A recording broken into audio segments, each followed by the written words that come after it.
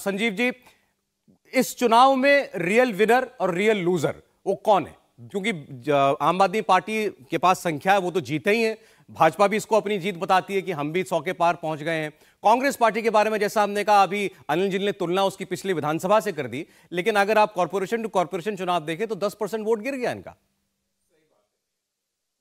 कि सबसे बड़ी लूजर एक बार फिर से कांग्रेस पार्टी। अनिल भारद्वाज बहुत ही एक सुलझे हुए और पुराने नेताओं में से हैं दिल्ली के कांग्रेस पार्टी के, तो उन्होंने उस बात के गरिमापूर्ण ढंग से पेश करने की कोशिश की। लेकिन देखिए आप ये 2013-14 से ये ट्रेंड देख रहे हैं हम कि कांग्रेस का जिस तरह से कैपिचुलेशन होता है, कांग्रेस जिस बुरी तरह से सिमटती है, उसका फायदा आपको मिलता है, नुकसान बीजेपी को उससे भी ज्यादा हो जाता है, क्योंकि एक तरफा वोट पड़ता है। जैसे हम गुजरात की बात कर रहे हैं कि वहां opposition non BJP vote split है, तो यहां नॉन आप वोट स्प्लिट नहीं हो पाता। बीजेपी अपना वोट शेयर कमोबेश रिटेन करती है, लेकिन आपको इतनी जबरदस्त बढ़त इसलिए मिलती है कि कांग्रेस की जैसे लुटिया डूब चुकी है दिल्ली के अंदर, जो कि बहुत ही एक हैरान की बात है। नंबर 2, क्लियरली सबसे बड़ा विनर आप पार्टी है। पीएमईजीपी योजना के तहत 10 लाख लोन लेकर क्या अपना खुद का बिजनेस शुरू करना चाहते हो? इसे लेने के सीक्रेट्स को जानना चाहते हो? तो फ्रीडम ऐप को अभी डाउनलोड कीजिए। उसने एक मजबूत अपनी उपस्थिति वापस से दर्ज कराई है दिल्ली में, और राष्ट्रीय पार्टी के दरवाजे पे खड़े होकर दस्तक दे रही है। कल गुजरात के चुनावों के बाद किस तरह के कितना परसेंटेज वोट आता है, और कांग्रेस के लिए बहुत बड़ी खतरे की घंटी बनती जा रही है आप पार्टी। चाहे अभी उनकी दक्षिण में प्रेजेंस नहीं है, लेकिन जहां जहां वो बीजेपी के सामने अपने को अकेला पाती थी, वहां आप घुसपैठ कर रही है। क्षेत्रीय दल छोड़ दीजिए, दक्षिण के दल छोड़ दीजिए, उनके अलावा हर जगह आप पार्टी घुसने की तैयारी में, और कांग्रेस के पास एक समुचित उत्तर नहीं है। बीजेपी वाले, कल मेरी एक बड़े नेता से बात हो रही थी बीजेपी, वो खुद ये स्वीकार कर रहे थे कि आप पार्टी जिस तरह से नैरेटिव बिल्ड करती है, हम अपने को बड़ा नैरेटिव बिल्ड करने का धुरंधर मानते हैं, लेकिन उनके सामने कहीं ना कहीं 19 पड़ते हैं। तो ये एक प्रॉब्लम है। तो आप पार्टी के लिए बड़ी जीत, बड़ा पोटेंशियल खुलता है उनके लिए राष्ट्रीय संदर्भ में। और एक जो ऐसी एक दिलचस्प बात दिमाग में आ रही है, वो कितनी बीजेपी कांग्रेस मुक्त भारत करने की बात करती थी, लेकिन असली कांग्रेस मुक्त भारत की थ्रेट आप पार्टी बन के उभर रही है, जिससे कि बीजेपी भी नर्वस है, क्योंकि दरअसल तो वो चाहते ही नहीं कांग्रेस मुक्त।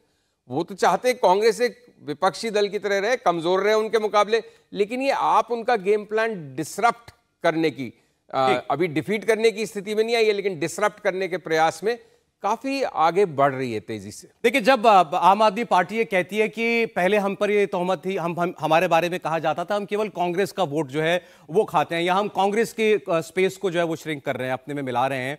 आज वो ये दावा कर रहे हैं कि हमने हेड ऑन बीजेपी से टक्कर लेके पहली बार बीजेपी को भी हराया है, और इस बात में कुछ सच्चाई नजर भी आती है हर्षवर्धन जी। बिल्कुल बाइपोलर फाइट हो गई, ट्रायंगुलर कॉन्टेस्ट दिल्ली में बिल्कुल दिखाई नहीं दिया।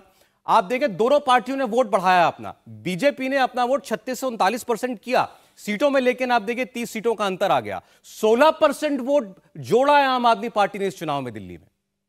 देखिए सौरभ जी, सबसे पहले तो निश्चित तौर पर आम आदमी पार्टी को बधाई दी जानी चाहिए।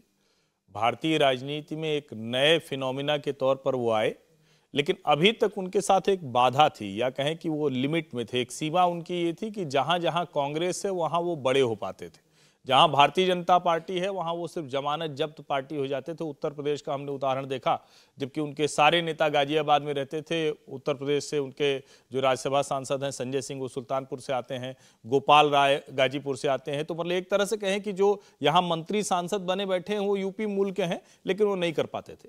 हरियाणा में खुद अरविंद केजरीवाल हरियाणा के हैं, लेकिन वहां भी किसी स्थिति में नहीं होते थे। अभी 2 बड़ी घटनाएं हुई। एमसीडी की हम चर्चा कर रहे हैं, क्योंकि एमसीडी आमतौर पर बीएमसी एमसीडी इसकी चर्चा होती है, हालांकि पहली बार इतनी चर्चा हो रही नहीं थी, इसकी इतनी चर्चा नहीं होती थी। इससे ठीक पहले हरियाणा में सिंबल पर भाजपा के बाद नंबर 2 पार्टी हो गई आम आदमी पार्टी। बिल्कुल। और अब यहां एमसीडी में, और मैंने कल भी कहा था, मैं लगातार कह रहा हूं कि इस चुनाव के बाद एक बात तय हो जाएगी। जैसे हम लोग विश्लेषण करते हुए कहते थे कि जब विपक्षी एकता की बात होगी 2024 में, तो धुरी उसकी कांग्रेस होगी। आज से मैंने ये कहना बंद कर दिया, और कल अगर 10% के ऊपर गुजरात में लेके चली गई, मतदान का प्रतिशत 10 से ज्यादा उसके हिस्से आ गया, तो मैं कहूंगा कि ये धुरी कांग्रेस अब खत्म हो गई। अब कांग्रेस भी, जैसे नीतीश जी एक अकेले पड़े हुए हैं, जैसे ममता जी पड़ी हुई हैं, जैसे अखिलेश जी पड़े हुए हैं, जैसे शरद पवार पड़े हुए हैं, जैसे जगन मोहन रेड्डी हैं, जैसे केसीआर हैं, वैसे ही एक पार्टी भर रह गई, बस, इससे ज्यादा कुछ नहीं।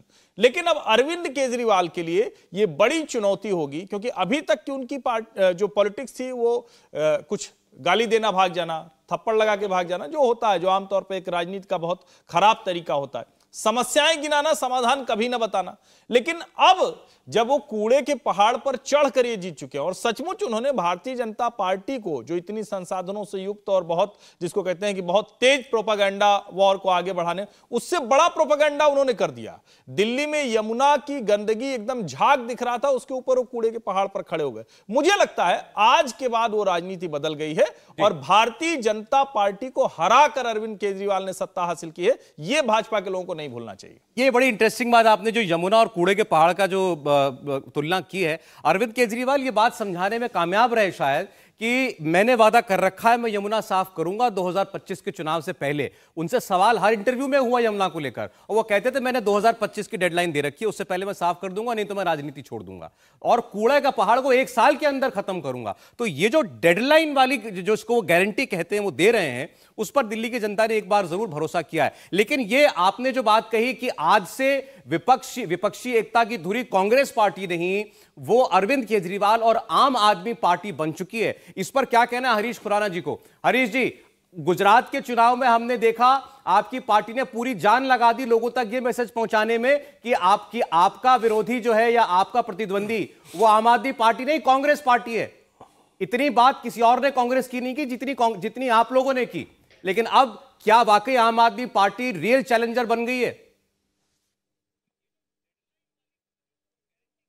देखिए, सबसे पहले तो जो एक नैरेटिव बिल्डअप किया जा रहा है कि भारतीय जनता पार्टी को हरा के आम आदमी पार्टी को पहली बार जीती है, ऐसा नहीं है।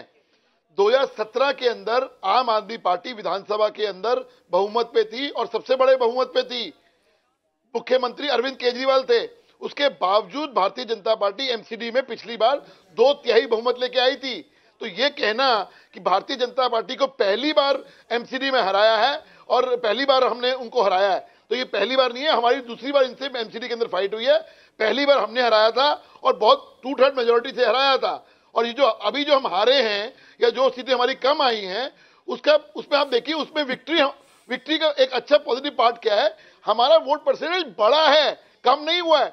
और जो बार बार ये नेगेटिव आ रहे कूड़े का पहाड़, आम आदमी पार्टी ने कूड़े का पहाड़ का कैंपेन बीच रास्ते में छोड़ दिया था, आरडब्ल्यू को पकड़ लिया था। याद करिए, शुरुआत की थी कूड़े से, कूड़ा किया था, लेकिन चलते हुए कैंपेन के अंदर बीच में आरडब्ल्यू ले आए, क्योंकि लोगों को कूड़े का ये जो कहानी थी वो एक्सेप्ट नहीं हुई थी। क्योंकि आज भी 2400 टिप्पर रोज कूड़ा उठाते हैं आपके घरों से।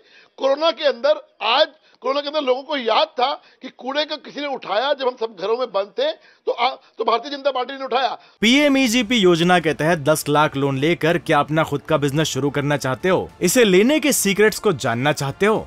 तो फ्रीडम ऐप को अभी डाउनलोड कीजिए। तो कूड़े का कैंपेन इनका नहीं चला था, आरडब्ल्यू इन्होंने बीच में रास्ते में लेके आए। आरडब्ल्यू अगर इनका इंपॉर्टेंट था तो उन्होंने उसमें अपने मैनिफेस्टो में क्यों नहीं डाला? अब इन सब बातों का कोई औचित्य नहीं रह गया। खुराना साहब, चुनाव हो गया, नतीजे आ गए, आपकी जबान से पहले निकल गया कि हम हार गए। मेरे ख्याल से वो बात ठीक थी। मैं इसलिए कह रहा हूं,